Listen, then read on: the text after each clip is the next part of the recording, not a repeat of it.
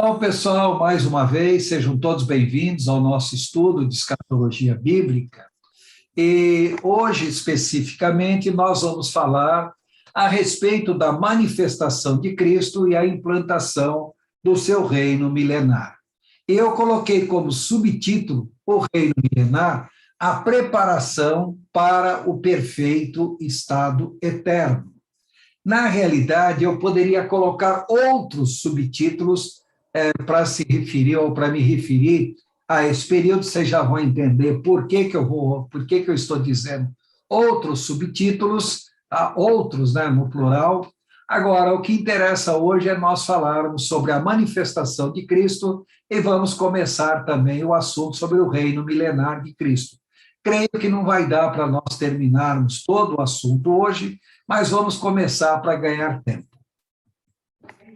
Primeiramente, eu gostaria de fazer a leitura do texto bíblico que está no livro de Apocalipse, capítulo 19, versos 11, início do versos 16, 19 até o verso 20. Deixa eu só cortar o som de vocês aqui, né? Então, vamos ler o texto. Vi o céu aberto, e eis um cavalo branco. O seu cavaleiro se chama Fiel e Verdadeiro, e julga e peleja com justiça. Sai da sua boca uma espada afiada para com ela ferir as nações, e ele mesmo as regerá com cetro de ferro. Tem no seu manto e na sua coxa o nome inscrito, Rei dos Reis e Senhor dos Senhores. E vi a besta e os reis da terra com seus exércitos congregados para pelejarem contra aquele que estava assentado no cavalo e contra o seu exército. Mas a besta foi aprisionada e com ela o falso profeta, que com os sinais feitos diante dela, seduziu aqueles que receberam a marca da besta e eram adoradores da sua imagem. Os dois foram lançados vivos dentro do lago de fogo que arde com enxofre. Bom, esse é o texto clássico do livro de Apocalipse, falando a respeito do momento da manifestação de Cristo para julgar as nações e para implantar o seu reino milenar sobre a terra. Bom, antes de nós entrarmos nesse assunto, eu gostaria apenas de fazer uma recapitulação de alguns pontos importantes, sem os quais fica difícil de nós entendermos o que nós estaremos falando agora. Então, em primeiro lugar, os últimos dias da grande tribulação e o julgamento das nações. Então, em Daniel, capítulo 12, versos 11 e 12, Daniel diz: desde o tempo em que o sacrifício contínuo for tirado e posta a abominação da desoladora, haverá 1.290 dias. Bem-aventurado o que espera e chega até 1.335 dias. Então, observe que o livro de Daniel fala que a abominação da desolação durará 1.260 dias. Mas ele coloca desde o momento em que começar a abominação da desolação até que termine tudo isso, então haverá um período de 1.290 dias. Se ele já tinha dito antes que era 1.260, então ele está acrescentando agora mais 30, e ainda continua.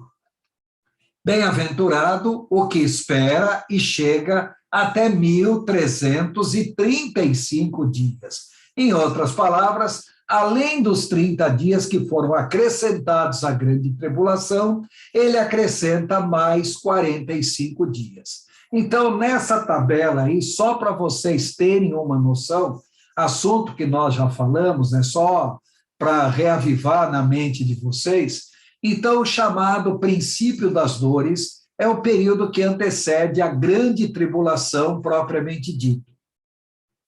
A principal característica desse período é a guerra de Gog, que nós já mencionamos várias vezes.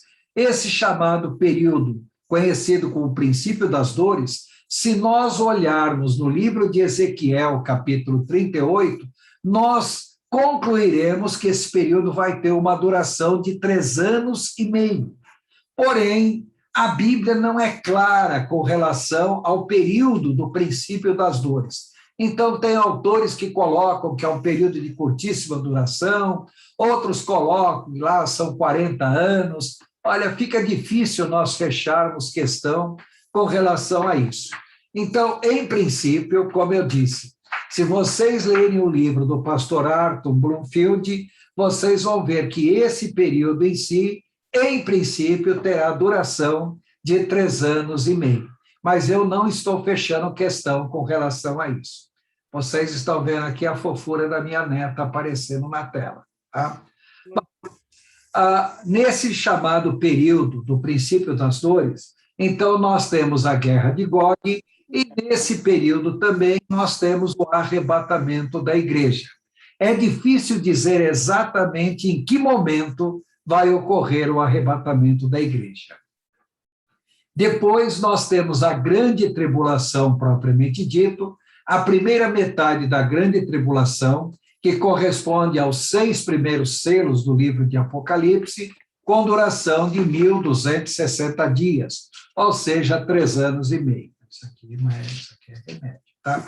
Depois, a segunda metade da grande tribulação, que corresponde ao período das 6 primeiras trombetas, mencionados também no livro de Apocalipse, igualmente com duração de 1.260 dias. Depois nós temos o período da Batalha do Armagedon, que é o que nós estaremos falando hoje, então, que corresponde às 7 taças do livro de Apocalipse, com duração de 30 dias. A Bíblia coloca que esse período terá duração de 30 dias, de acordo com Daniel. Agora, o que fica difícil é nós dizermos que o Armagedon corresponde somente a esses 30 dias. E depois vem a manifestação de Cristo com o julgamento das nações, com o período adicional de 45 dias.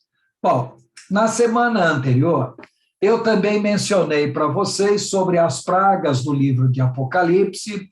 Então, os 7 selos, que estão ali em Apocalipse, capítulo 6. Então, o primeiro selo corresponde ao cavalo branco, que é a falsa paz, é a manifestação do anticristo pregando paz. Depois, o cavalo vermelho, ele vai implantar o seu reino num período de guerra. Depois, o cavalo preto, haverá uma grande carestia de alimento. Depois, o cavalo amarelo, uma grande mortandade sobre a terra, aonde aproximadamente 1/4 da população mundial virá a morrer. Isso na manifestação do anticristo. Não se esqueçam que no período do princípio das dores, aproximadamente 1/6 da população da Terra já foi aniquilado. Então, 1/6 aniquilado no princípio das dores, 1/4 da população da Terra agora aniquilada na primeira metade da grande tribulação. Depois, o 5º selo fala sobre os mártires da grande tribulação.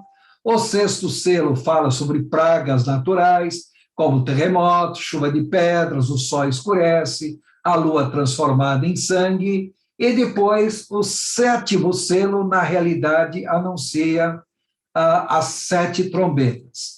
Depois, nós temos a segunda metade da grande tribulação, que é o período correspondente às 7 trombetas. Isso nós lemos em Apocalipse, capítulo 8 e também capítulo 11. Então, a primeira trombeta, chuva de pedras e raios. Segunda trombeta, água do mar transformada em sangue. Terceira trombeta, as águas tornam-se amargas ou radioativas, né? E agora mais 1/3 da população da Terra é aniquilada. Depois, na 4ª trombeta, escurece 1/3 do Sol, Lua e estrelas. Na 5ª trombeta, são os gafanhotos que saem do abismo, a ponto das pessoas desejarem a morte, mas não morrerão. Depois, a 6ª trombeta, que já fala sobre o exército que vem do Oriente para a batalha do Armagedon. Veja bem, só no preparatório para o Armagedon esse exército que vem do Oriente já causará a morte de mais 1/3 da população mundial.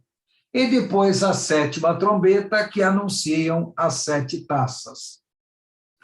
Depois nós temos as 7 taças agora, que corresponde ao último período de 30 dias da grande tribulação. Então, a primeira taça fala sobre úlceras malignas, a segunda taça, águas do mar transformadas em sangue, morre toda criatura marítima. A terceira taça, rios e fontes de água transformadas em sangue. A quarta taça, calor do sol abrasa as pessoas. A quinta taça, trevas sobre o reino da besta e úlceras doloridas dos homens. Depois, a sexta taça, que é a batalha do Armagedon, propriamente dito. Lembrar que antes da batalha do Armagedon, a população da Terra já terá sido reduzida a aproximadamente 25%, ou 27%, por aí, daquela população que entrou para a grande tribulação, ainda estarão vivos sobre a Terra aproximadamente 25% da população mundial. Então, se fosse hoje, mais ou menos, nós teríamos aproximadamente 1,5 bilhão a 2 bilhões de habitantes sobre a Terra. Ou seja, ainda é um número bastante significativo. Mas se vocês levarem em consideração que a população do planeta Terra hoje é de pouco mais de 7 bilhões, e a população ficar reduzida a 1,5 bilhão, 2 bilhões, ou seja, na grande tribulação houve uma mortandade muito grande.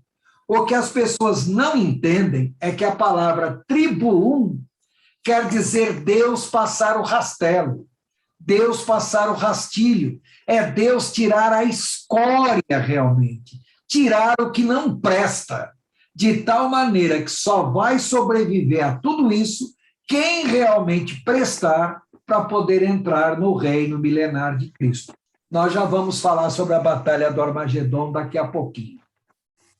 E depois, a 7ª e última taça, que são terremotos e chuvas de pedra, anunciando em si a vinda do Senhor.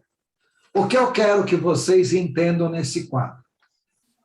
Os 7 selos, especificamente os 6 primeiros selos, anunciam pragas muito intensas na primeira metade da grande tribulação. Depois, as 7 trombetas, ou seja, especificamente as 6 primeiras trombetas, anunciam pragas mais intensas ainda que as pragas decorrentes dos 7 selos. Em outras palavras, agora é a segunda metade da grande tribulação e a situação piora sensivelmente. Agora, as 7 taças anunciam pragas muito piores, muito mais intensas, mas num período de apenas 30 dias. Em outras palavras, se a primeira metade foi terrível, a segunda metade será muito pior. E os últimos 30 dias é toda a ira de Deus sendo derramada sobre a terra. Bom, o que interessa é que no final da grande tribulação, o que caracteriza o final da grande tribulação? Porque o começo da grande tribulação, ele começa com o tratado de paz entre a besta e o povo de Israel. O começo da segunda metade da grande tribulação começa a partir do momento que o anticristo quebra o tratado de paz feito com o povo de Israel. E agora, esse período final de 30 dias, ele se caracteriza, ou ele começa com o grande preparatório, a grande movimentação para a batalha do Armagedon, e também um outro fato importante, antes dos 30 dias, é o arrebatamento dos salvos, daqueles salvos que morreram durante a grande tribulação. Então, são as duas testemunhas duas testemunhas são duas pessoas que representam dois povos: o povo judeu convertido e os povos gentios convertidos. Nós não falamos mais em igreja, porque a igreja já terá sido arrebatada nessa altura. Então, as duas testemunhas do Senhor durante a grande tribulação: os judeus convertidos e os gentios convertidos, eles são arrebatados antes desses 30 dias. Bom, pessoal, isso é para vocês entenderem a grande tribulação em si. Agora, olhem nesse gráfico mais uma vez, que nós já falamos várias vezes. Então, no Antigo Testamento, o povo de Deus sobre a terra era o povo de Israel. No Novo Testamento, Deus passa a ter um outro povo, a igreja. Não é que a igreja substituiu o povo de Israel, não. O povo de Israel continua sendo o povo eleito de Deus. A igreja agora é um agregado, é um novo povo. Ou seja, o povo de Israel não deixou de ser o povo de Deus. Depois, no final da fase da igreja em si, nós temos a vinda de Jesus, o arrebatamento da igreja, a igreja vai para o tribunal de Cristo, do tribunal de Cristo para as bodas do Cordeiro. No final do tribunal de Cristo, Satanás é lançado do céu à terra e vem furioso porque pouco tempo lhe resta. Enquanto a igreja está participando do tribunal de Cristo e participando das bodas do Cordeiro, aqui na terra estará se desenvolvendo a grande tribulação, ou a semana 70 de Daniel. Então, a primeira metade, 3 anos e meio de falsa paz; a segunda metade, 3 anos e meio, chamada especificamente de a angústia de Jacó. No final da grande tribulação, os santos da grande tribulação são arrebatados, vão para o céu, são os convidados de última hora, e agora, depois de 30 dias, ocorre a manifestação de Cristo juntamente com os seus santos. Observe que eu coloquei aqui só um indicativo: Satanás é preso e lançado no abismo. Bom, antes de nós continuarmos em frente, eu queria que vocês observassem neste gráfico. Ou seja, antes da batalha do Armagedon, resta menos de 25% da população mundial que entrou para a grande tribulação. Então, se nós considerarmos 100% da população mundial, 1/6, ou seja, tá, 1/6 morre, ou seja, restam sobre a Terra 83% da população mundial. Depois, por ocasião do quarto selo, são as guerras, por ocasião da implantação do reinado do anticristo, mais 1/4 da população da Terra. Ou seja, a redução agora a 75% do número anterior. Depois, por ocasião da terceira trombeta, mais 1/3 da população da Terra, e por ocasião da sexta trombeta, mais 1/3 da população da Terra. Bom, em resumo, vai restar, para quando Cristo se manifestar, uns 25%, 27% da população da Terra. Agora, muito mais morrerá na manifestação de Cristo e com o julgamento das nações que ainda ocorrerá. Esse é o assunto que nós estaremos abordando agora. Bom, então nós já falamos várias vezes que quando a Bíblia se refere à vinda de Cristo, a Bíblia só emprega a palavra parousia. E eu já expliquei que essa palavra quer dizer vinda, mas é a vinda específica de um rei para visitar uma cidade sobre os seus domínios, também é a vinda de um noivo para buscar a sua noiva. Então, na parousia tem 2 eventos distintos: o harpazo e fanéresis. Harpazo, ou arrebatamento, a palavra harpazo quer dizer saída, quer dizer roubar abertamente, violentamente, apressadamente, tirar à força. também quer dizer raptar a noiva, tá? E a palavra fanerosis, ou manifestação, é a revelação propriamente dita de Cristo, quando ele, de fato, vai se mostrar para toda a população da terra em si. Então, fanerosis, ou manifestação, quer dizer revelação, mostrar-se com ostentação, fazer-se notório, visivelmente, claramente, publicamente, também quer dizer distinto ou importante. Bom, então, agora nós estamos falando no finalzinho da grande tribulação, quando Cristo se manifestará. Então, a pergunta: como Jesus se manifestará? A primeira coisa, ele virá fisicamente, visivelmente. No livro de Atos, capítulo 1, versos 10 e 11, o anjo fala para os apóstolos, no dia que Jesus subiu ao céu, o anjo diz: e eles ficaram com os olhos fixos no céu, enquanto ele subia. Ele aí é Jesus. De repente, surgiram diante deles 2 homens vestidos de branco e lhes disseram: Galileus, por que vocês estão olhando para o céu? Este mesmo Jesus, que dentre vocês foi elevado ao céu, voltará da mesma forma como o viram subir. Atos, capítulo 1, versos 10 e 11. Então, Jesus subiu lentamente, visivelmente. Agora ele virá visivelmente. O próprio Senhor Jesus diz: todos o verão e se lamentarão. Então, aparecerá no céu o sinal do Filho do Homem, e todas as nações da terra se lamentarão e verão o Filho do Homem vindo nas nuvens do céu com grande poder e grande glória. Jesus falando em Mateus capítulo 24, verso 30.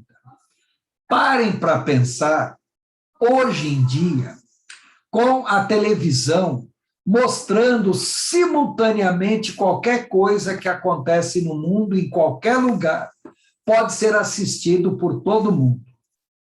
Não só a televisão, como a internet hoje em dia. Então, imagine Jesus vindo ali em Jerusalém. Bom, todos os canais de televisão focados ali, transmitindo ao vivo e a cores como será a manifestação de Cristo. Todos o verão e se lamentarão. Agora, o próprio Senhor Jesus deixa claro que ele virá com grande poder e grande glória. E ele não virá sozinho. Em Colossenses capítulo 3, verso 4, e principalmente Zacarias 14, verso 5, diz que ele virá com os milhares, milhões dos seus santos. E Jesus ainda acrescenta em Mateus 16, 27 e 25, 31, que ele virá com os seus anjos. Então, tentem imaginar como ou qual será a visão que as pessoas terão quando, de repente, os céus se abrirem e Jesus se manifestar com toda a sua intensidade e com todos esses santos e anjos o acompanhando. Mas, como será a sequência dos acontecimentos na manifestação de Cristo? Bom, em primeiro lugar, antes de entender a sequência, entendam uma coisa. O anticristo, a besta do Apocalipse, deslocará seus exércitos da Europa em direção a Israel e concentrará as suas tropas num vale ao norte de Israel chamado Vale de Jezreel. Enquanto que as 3 grandes potências do Oriente concentrarão as suas tropas junto ao rio Eufrates, onde hoje é o Iraque. Nós não sabemos quem são esses países do Oriente, só sabemos que um é Sinim, é a China, Os outros dois nós não sabemos, então existem opiniões diferentes, que seriam Índia, Indonésia, Coreia do Norte. Bom, nós não sabemos. Sabemos que é um povo que vem do Oriente, encabeçado principalmente pela China. Se nós olharmos dentro dessa visão, nós seríamos levados a pensar que os três grandes exércitos do Oriente seriam China, Coreia do Norte e Indonésia. Podemos fechar questão com relação a isso? Não. Podemos fechar questão com relação à China, que, por sinal, hoje é a maior potência militar do mundo. Agora, o curioso, Jesus fala como o relâmpago que sai do Oriente se mostra no Ocidente. Em outras palavras, Jesus virá do Oriente em relação ao Ocidente. Em outras palavras, ele virá como quem vem lá da região do sul da Rússia, lá da China, do Irã, em direção a Israel. Ele vem do Oriente em direção ao Ocidente. A primeira coisa, haverá a destruição dos exércitos orientais junto ao rio Eufrates. Apocalipse, capítulo 16, versos 12 e 14, que fala sobre os espíritos imundos que saem para arregimentar os exércitos para aquele dia, hora e lugar preparado para o Senhor. Dia, hora e lugar aí é o grande preparatório para o Armagedon. Então, os exércitos da China, seja lá da Coreia, da Indonésia, seja lá os exércitos que vêm do Oriente. Então, eles estarão concentrados ali junto ao rio Eufrates e serão destruídos pelo Senhor. Como exatamente vai ser essa destruição, nós não sabemos. Existe a conjectura que eles, na realidade, estarão se engalfinhando numa guerra entre eles mesmos, vai ser uma guerra atômica. Olha, Jesus pode usar qualquer recurso, inclusive uma guerra atômica, mas só que nós não podemos fechar questão com relação a isso. Mas há um detalhe importante que eu já vou mencionar daqui a pouco com relação a esse fato. Depois, o Senhor vai livrar os judeus que fugiram para a região de Edom e vizinhanças. Vocês estão vendo aí um templo escravado na rocha. Para quem assistiu o filme do Indiana Jones, Os Caçadores da Arca Perdida, naquele filme vocês veem o momento em que Indiana Jones, quase no final do filme, chega nesse local. Esse local aqui não é cenário cinematográfico. Esse local existe de fato. Esse templo existe de fato. Então, na região ao sul de Israel, ou especificamente ao sul da Jordânia, aquela área que pega tanto o sul de Israel como o sul da Jordânia, no passado era a chamada terra de Edom. Então, o livro de Daniel, capítulo 11, Isaías, capítulo 63, capítulo 34, fala que o povo de Israel, durante essa perseguição do anticristo, fugirá para a região de Edom, para se abrigar ali em Edom. E o curioso que o livro de Isaías diz que o Senhor esmagará esses povos de tal maneira que as suas vestes ficarão salpicadas de vermelho, como a roupa de alguém que pisa o lagar pisa a uva no lagar para produzir vinho. Então, as roupas do Senhor ficarão manchadas. O Senhor livrará o povo de Israel que fugiu para essa região, a região de Edom, ou seja, o sul de Israel e a região ali da Jordânia. Aí vocês podem contestar por que nessa região. Essa região é conhecida como Vale de Aravá. Essa região, ela tem vários desfiladeiros com grandes penhascos. É uma área que é um abrigo natural, sempre foi um abrigo natural para povos no passado.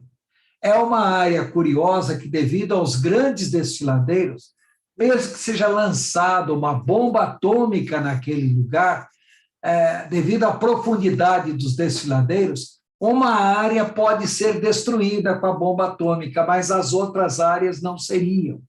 Então, ali é um lugar, é um abrigo natural, sempre foi usado como abrigo natural, desde 2000 anos antes de Cristo, e continua sendo usado até hoje. A seguir, o Senhor livrará os judeus que estão em Jerusalém. Aqui uma pausa interessante, é que no capítulo 14 do livro de Zacarias, versos 3 a 5 e versos 12 a 15, fala que os exércitos que estiverem cercando Jerusalém, as suas carnes apodrecerão, estando eles ainda em pé, e as suas línguas apodrecerão no interior da boca. Quantos de vocês assistiram o filme do Indiana Jones, Os Caçadores da Arca Perdida? E tem uma cena bastante interessante no finalzinho do filme, quando as pessoas abrem a Arca da Aliança, aí todo aquele exército que estava caçando a Arca da Aliança, as pessoas começam a se dissolver. É mais ou menos uma descrição de como será o livramento dos judeus de Jerusalém. Os exércitos que estarão cercando Jerusalém, eles se dissolverão. O Senhor simplesmente aniquilará. Bom, aí vem aquela pergunta. Será uma guerra atômica? Será uma guerra biológica? Será uma guerra termobárica? Nós não sabemos exatamente. Mas a ponto de dissolver as pessoas, é porque quando as pessoas falam sobre a vinda do Senhor, imaginam um milagre estando acontecendo. E é claro que é um milagre que está acontecendo. O que as pessoas não conseguem entender é que Jesus estará se utilizando de coisas que aparentemente não seriam milagrosas, como, por exemplo, chuva de pedra, entendo, bombardeio atômico, como as pessoas estarem se dissolvendo, pode ser o efeito de alguma arma bacteriológica. Ou seja, Deus pode estar utilizando aquelas próprias pessoas para se aniquilarem nesse momento. Veja bem, ainda não é a batalha do Armagedon. Tudo isso é o prenúncio do Armagedon. Há muitos anos atrás, eu morava em Brasília e eu vi um irmão lá pregando, falando sobre a vinda de Jesus, e ele falava com tanta veemência, porque Jesus vem com seus santos, com seus anjos, os exércitos da terra estarão ali no Eufrates, estarão ali ao redor do Armagedon, tal, e de repente é Jesus se manifestando, é raio, é fogo caindo do céu, é tiro de canhão para o espaço, armas sendo disparadas contra Jesus. Aí o irmão se empolgou tanto, e na empolgação dele fala, arma caindo do céu e destruindo aquelas pessoas, as pessoas disparando tanques, armas contra Jesus, é anjo morrendo daqui, anjo morrendo dali. Eu falei, calma, irmão, seu euforismo está muito grande, mas dizer que anjos vão ser destruídos à base de tiro de canhão é até um exagero. Mas o que eu estou querendo que vocês entendam, para quem não conseguiu entender até agora, os exércitos do Oriente se concentram junto ao rio Eufrates. Os exércitos do Ocidente se concentram no Vale de Jezreel, que nós já vamos falar já. Repare que há uma guerra do Oriente contra o Ocidente.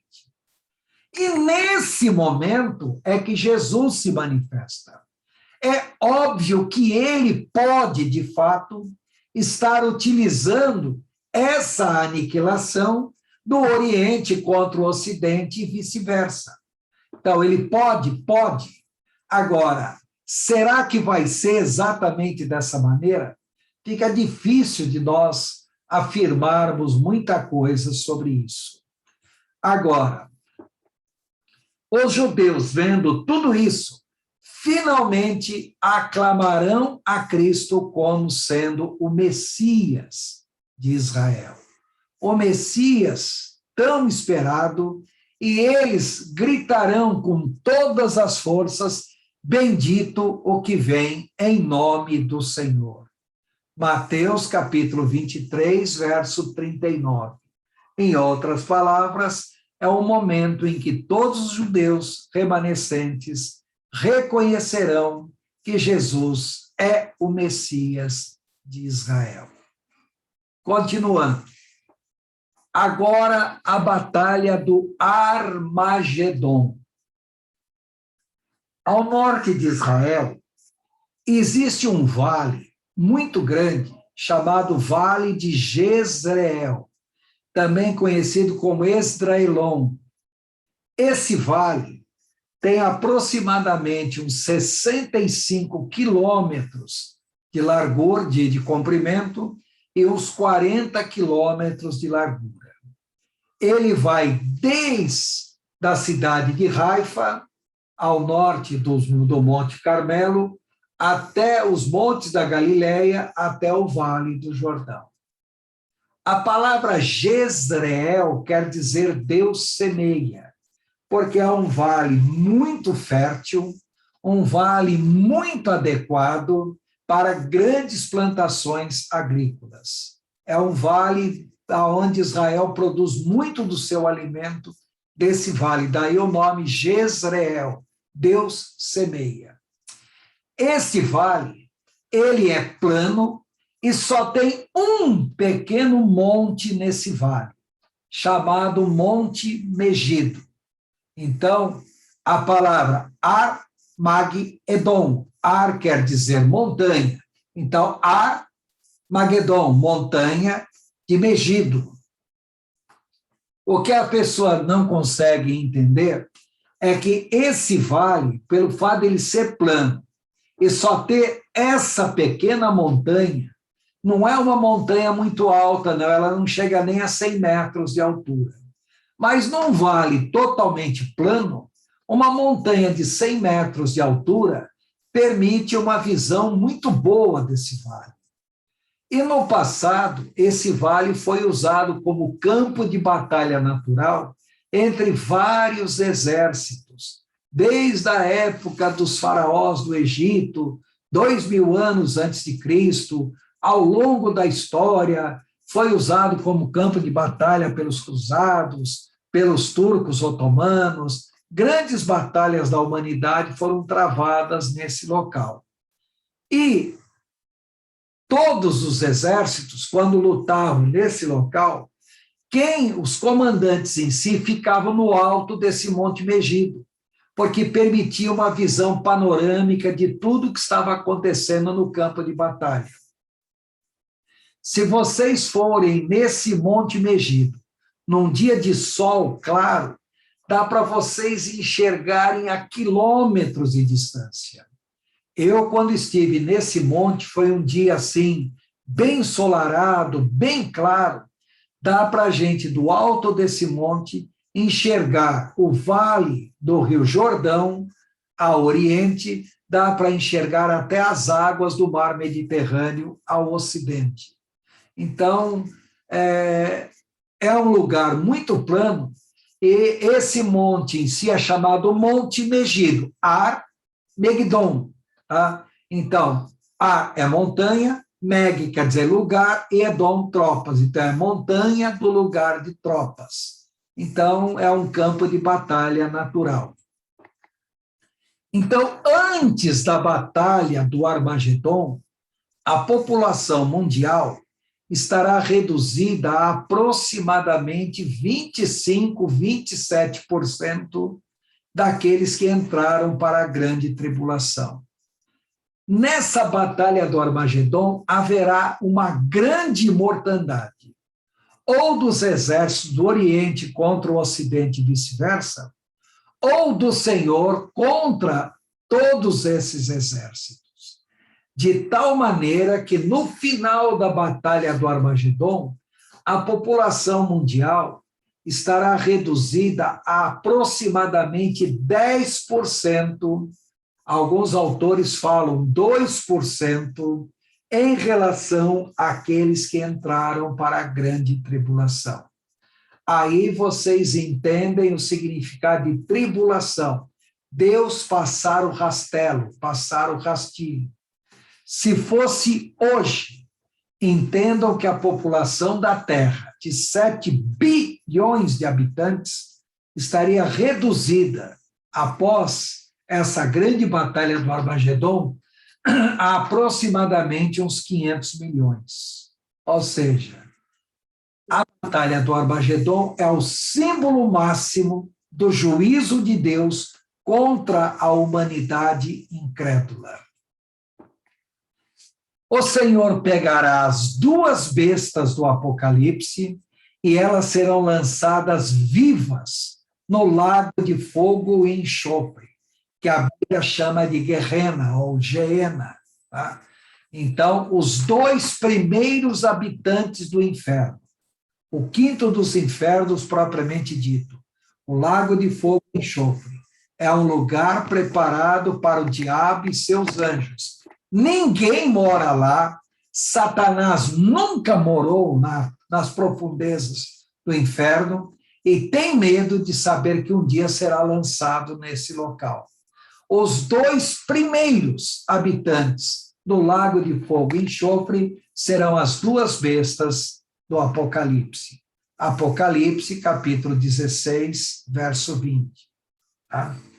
Agora, o que nós temos que entender também, um outro ponto importante da batalha do Armagedon, é que, na realidade, essa batalha é muito mais do que simplesmente uma guerra de exércitos do Oriente contra o Ocidente.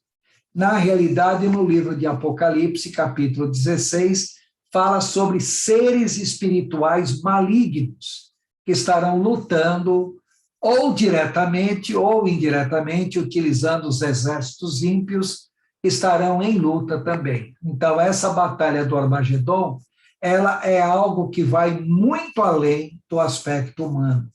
Ela envolve também o aspecto espiritual. Bom, uma vez feito isso, agora, o destino de Satanás, seus anjos e demônios. Satanás é preso e lançado diretamente na 5ª divisão do inferno, que é lançado na 3ª divisão do inferno, que é o abismo. Uma coisa, todo mundo fala que Satanás será julgado, não. A Bíblia não diz que ele vai passar por julgamento nenhum. Ele já está julgado, já está condenado. O lançamento dele na 3ª divisão do inferno, no abismo, é apenas o preparatório para a condenação final. Ainda não é a condenação final. E anjos malignos e demônios, ou seja, os seres espirituais que acompanham Satanás, igualmente são lançados no abismo, onde ficarão em prisão. Apocalipse, capítulo 20, versos 2 e 3, nós lemos. Ele aí é Jesus, prendeu o dragão, a antiga serpente, que é o diabo, Satanás, e o acorrentou por 1000 anos, lançou no abismo, fechou e pôs um selo sobre ele, para assim impedi-lo de enganar as nações até que terminassem os 1000 anos. Depois disso, é necessário que seja solto por um pouco de tempo. Apocalipse, capítulo 20, versos 2 e 3. Tá? Continuando. Uma vez que o Senhor destrói os exércitos, tanto do Oriente como do Ocidente, do Oriente inteiro. A China, Coreia, Indonésia, tá? Talvez a Índia, do Ocidente, entendam, os exércitos do anticristo, todos são mortos, esses exércitos, as duas bestas lançadas diretamente no lago de fogo e enxofre, todos os mortos são lançados no Hades, e agora, os que permanecerem vivos, o Senhor convocará todas as lideranças da terra para o vale de Josafá. Uma pequena pausa, uma explicação sobre o vale de Josafá, para vocês entenderem. A palavra Josafá quer dizer Jeová julga, ou Jeová julgou. Esse vale não existe. No livro de Joel, e também no capítulo 14 de Zacarias, diz que quando o Senhor descer sobre Jerusalém, ao colocar os seus pés sobre o Monte das Oliveiras, o Monte das Oliveiras se fenderá em dois, uma parte para o norte, uma parte para o sul, e entre esses dois montes surgirá um imenso vale, que a Bíblia chama de Vale de Josafá. Esse vale não existe, ele existirá. Quer dizer, Jeová julgou. Então, as nações, é claro que não seriam todas as nações, seriam as lideranças de todas as nações, comparecerão nesse vale de Josafá para ser julgado. É o julgamento das nações antes da implantação do reino milenar de Cristo. Agora, entendam, esse julgamento das nações. Eu coloquei aqui o texto de Mateus, capítulo 25, verso 31 a 46. Quando o Filho do Homem vier em sua glória, ou seja, na sua manifestação, com todos os anjos, assentar-se-á em seu trono na glória celestial. Todas as nações serão reunidas diante dele. Então, imagine todas as nações. E ele separará uma das outras, como o pastor separa as ovelhas dos bodes. E colocará as ovelhas à sua direita e os bodes à sua esquerda. Então o rei dirá aos que estiverem à sua direita: venham, bendito de meu Pai, recebam como herança o reino que lhes foi preparado desde a criação do mundo. Porque eu tive fome e vocês me deram de comer. Tive sede e vocês me deram de beber. Fui estrangeiro e vocês me acolheram. Necessitei de roupas e vocês me vestiram. Estive enfermo e vocês cuidaram de mim. Estive preso e vocês me visitaram. Então, os justos, reparem as nações ovelhas são chamadas de justos. Então, os justos lhe responderão: Senhor, quando te vimos com fome e te demos de comer, ou com sede e te demos de beber? Quando te vimos como estrangeiro e te acolhemos, ou necessitado de roupas e te vestimos? Quando te vimos enfermo ou preso e fomos te visitar? Vejam a resposta. O rei responderá: digo-lhes a verdade. O que vocês fizeram a algum dos meus menores irmãos, a mim o fizeram. Então, reparem que esse julgamento não é se as pessoas creem ou não creem no Senhor. É em função do modo como trataram os irmãos do Senhor. Entendam, irmãos do Senhor, os judeus.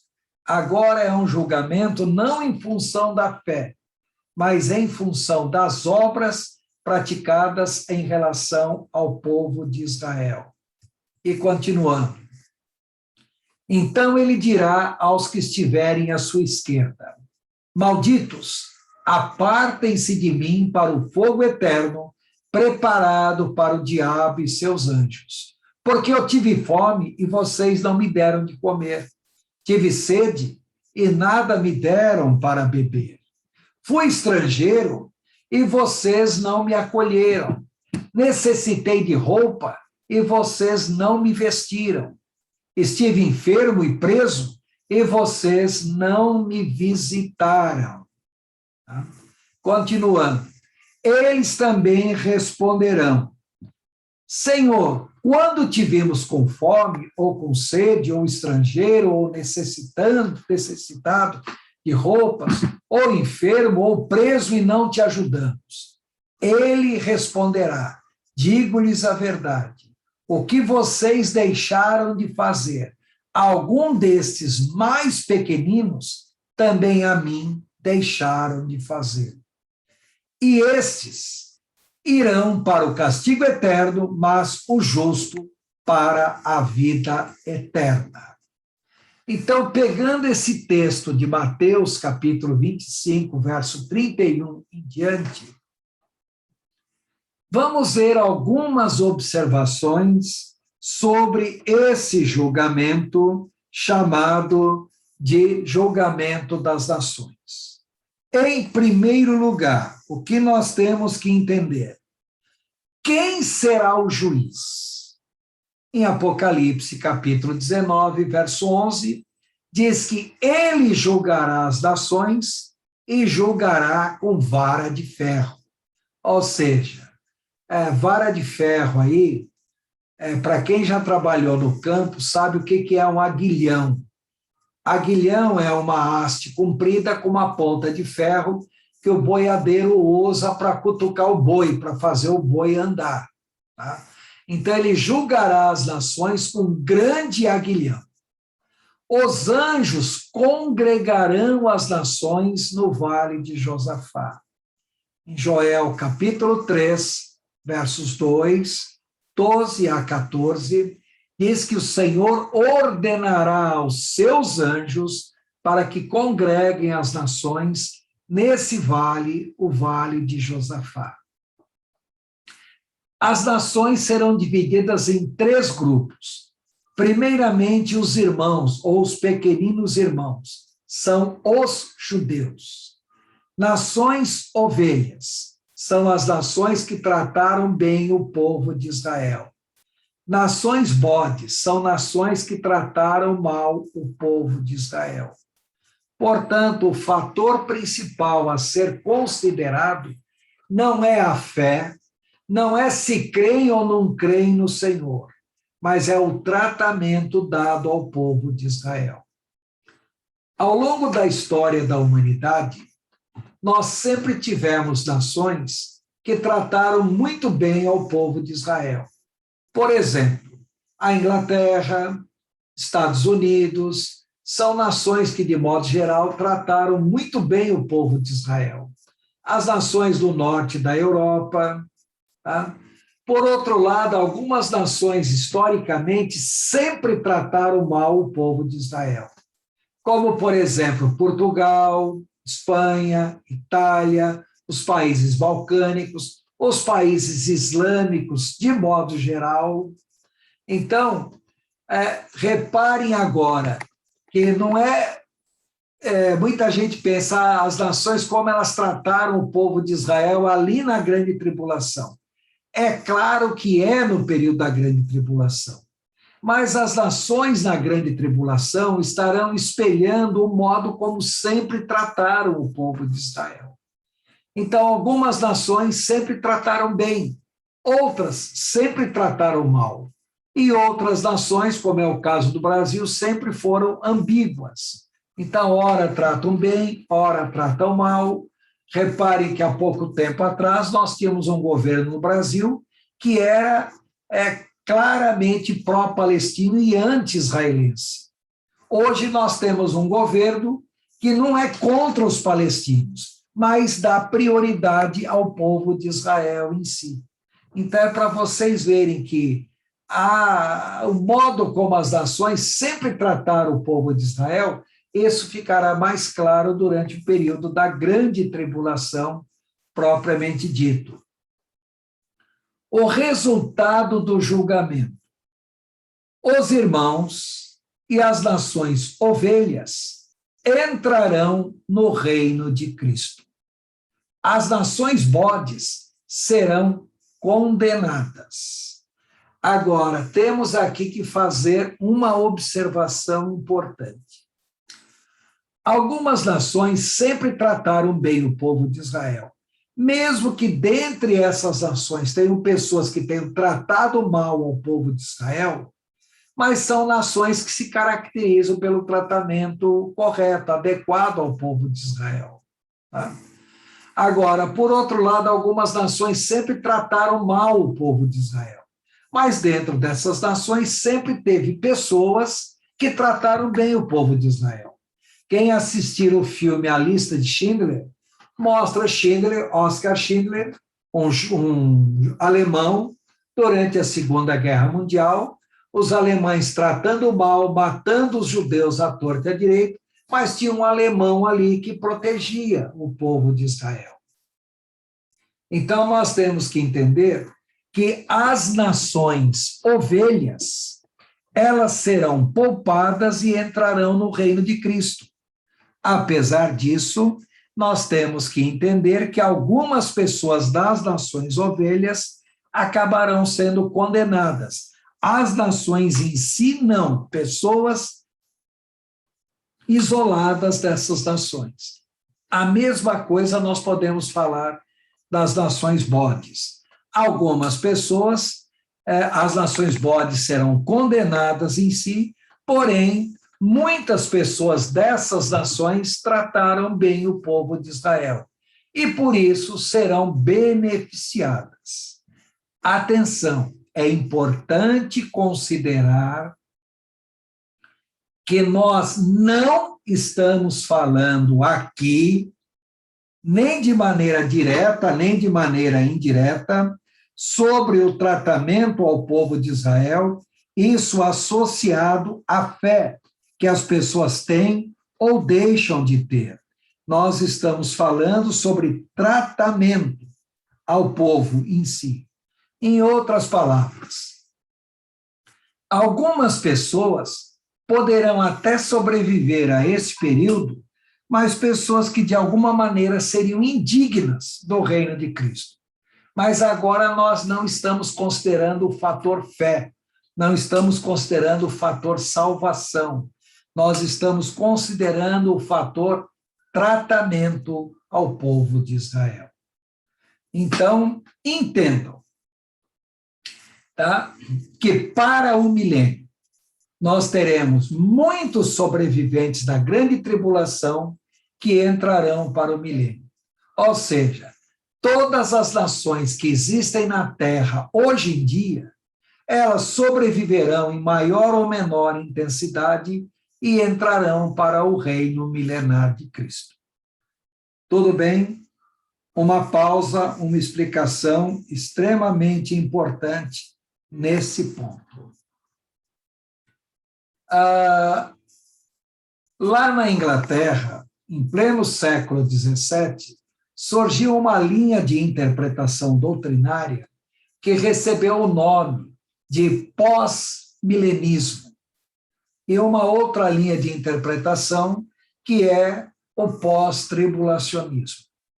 Então, algumas pessoas falam que o arrebatamento da igreja se dará no final da grande tribulação. Não. No final da grande tribulação é o arrebatamento das duas testemunhas. Agora, na Inglaterra tem muito o conceito do chamado pós-milenismo. É uma linha doutrinária que surgiu lá no meio da igreja anglicana, igreja congregacional, onde se pregava que os ingleses tinham que espalhar a cultura democrática e a religião da Inglaterra pelo mundo afora, a ponto de melhorar o mundo para a vinda de Cristo. Tá? E que o arrebatamento da igreja se daria no final do milênio. Não. Essa linha de interpretação pós-milenista, ela não tem base bíblica, mas depois, em outro momento, eu vou explicar para vocês da onde veio essa interpretação pós-milenista.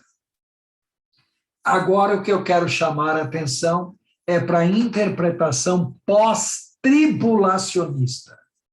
Aqueles que creem que a igreja vai passar pela grande tribulação e vai ser arrebatada no final da grande tribulação.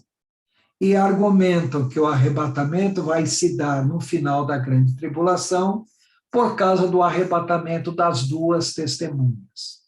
É verdade que as duas testemunhas serão arrebatadas no final da grande tribulação. Mas essas duas testemunhas não são chamadas de Igreja de Cristo, nem de maneira direta, nem de maneira indireta.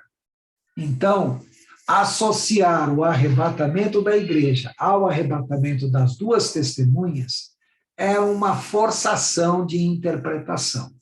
Tá? Aí as pessoas argumentam, mas não tem nada na Bíblia que deixe claro que a igreja é arrebatada antes da grande tribulação.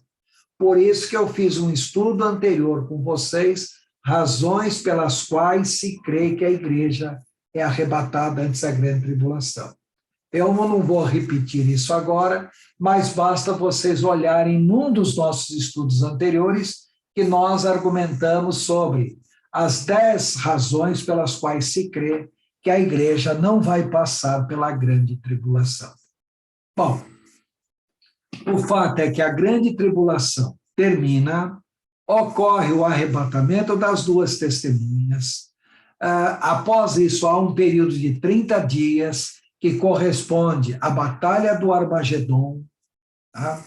Depois disso, ocorre a manifestação de Cristo. Na manifestação de Cristo, julgamento das nações. E após o julgamento das nações, o Senhor agora implantará o seu reino milenar. Bom, sobre o reino milenar, eu vou deixar para falar na semana que vem. Mas é importante destacar o que é o milênio. É um período de tempo em que o Senhor Jesus estará reinando sobre a terra. Para vocês entenderem o que vem a ser o milênio, Jesus estará visivelmente reinando sobre a terra. Os glorificados e os anjos do Senhor serão vistos por todas as pessoas. Os judeus crerão no Senhor. A nova Jerusalém será vista no céu. Satanás estará preso. O que eu estou querendo dizer? É que no milênio, todas as condições de salvação serão ideais. Serão as condições perfeitas para que alguém seja salvo. No entanto, a própria Bíblia deixa claro que nem todos crerão no Senhor para serem salvos durante o milênio. Então, quando as pessoas falam no milênio, as pessoas imaginam logo o mundo ideal, e é.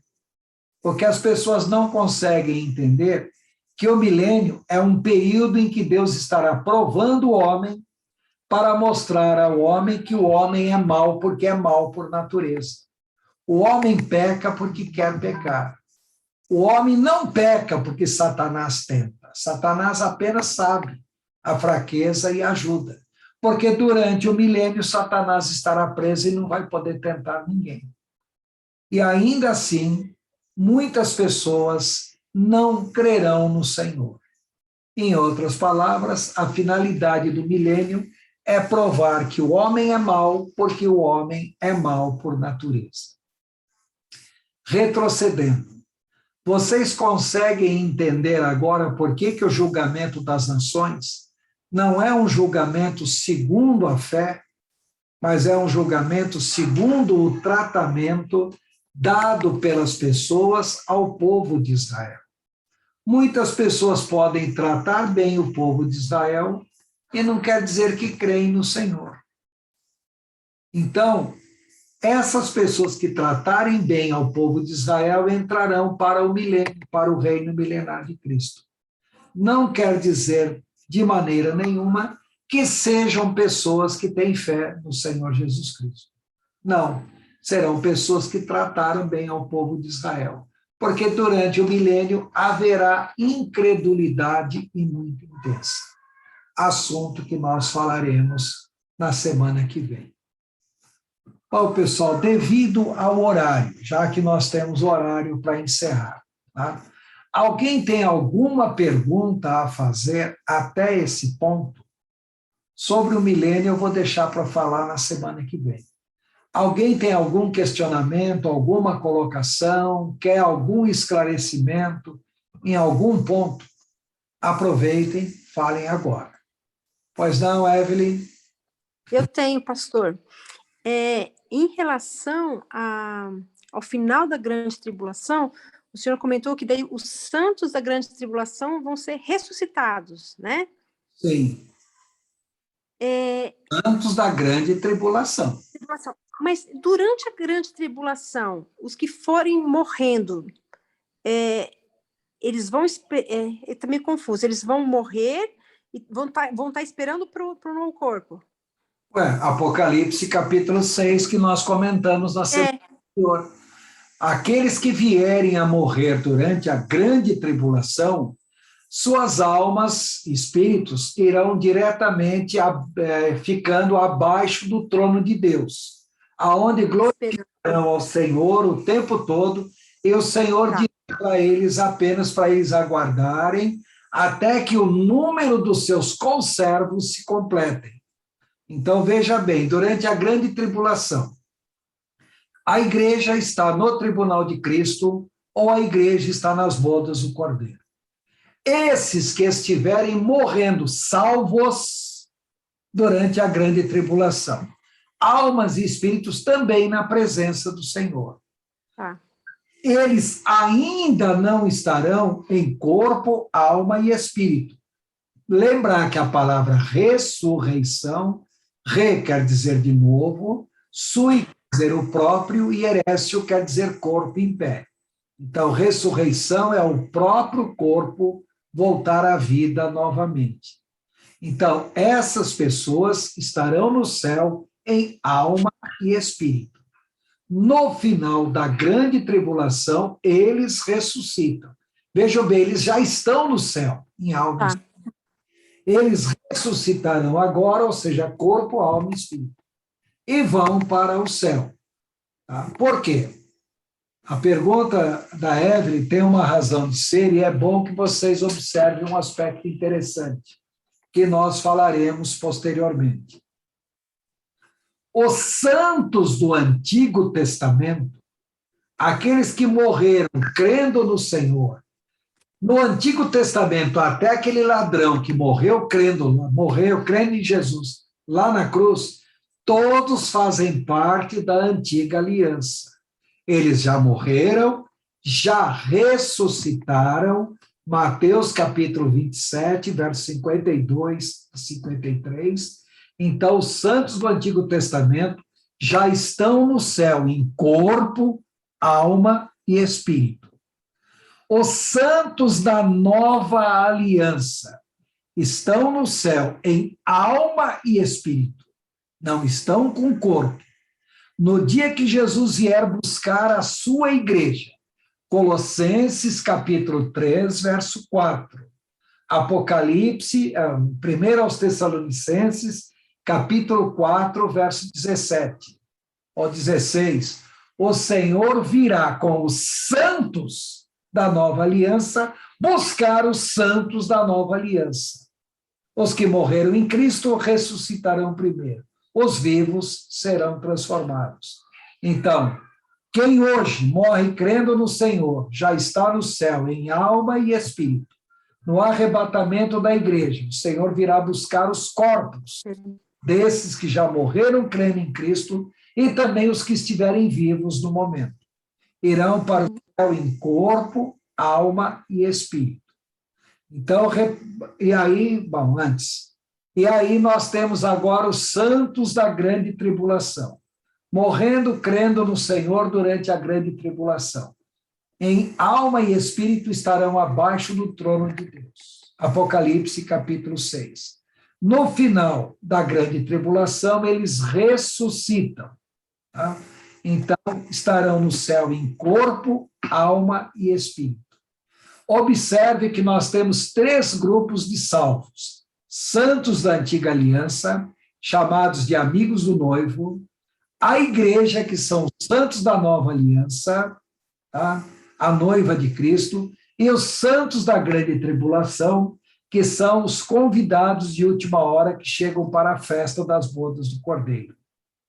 Agora, o que vocês têm que ter em mente é que esses 3 grupos, a partir do momento que Jesus se manifestar no final da grande tribulação, eles não serão mais santos da antiga aliança, santos da nova aliança e santos da grande tribulação.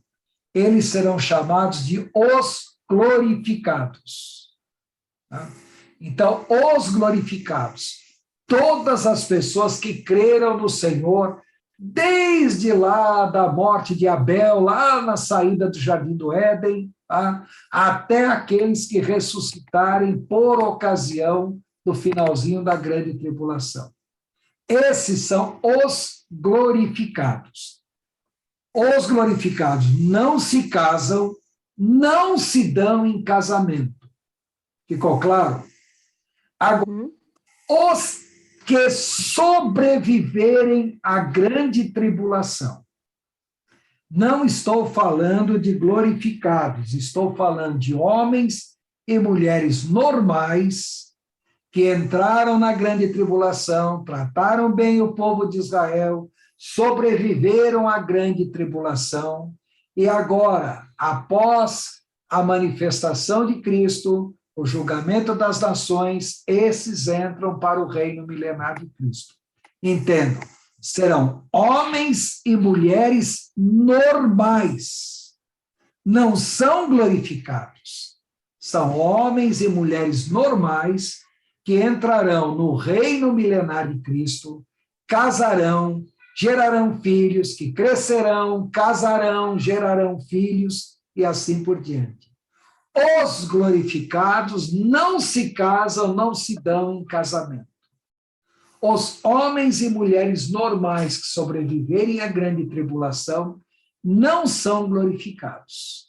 São homens e mulheres normais que casarão, gerarão filhos normalmente durante todo o reino milenar de Cristo. Ficou claro isso para todos? Esse assunto, nós ainda vamos falar sobre isso na semana que vem. Mas é só para adiantar, para tornar mais claro o questionamento da Eve. Tá ok? Tudo bem, pessoal? Ficou claro até agora? Tá? Ó, eu vou interromper a gravação, mas não estou interrompendo a aula, não. Tá? Então, se alguém tiver algum questionamento, poderá fazer ainda.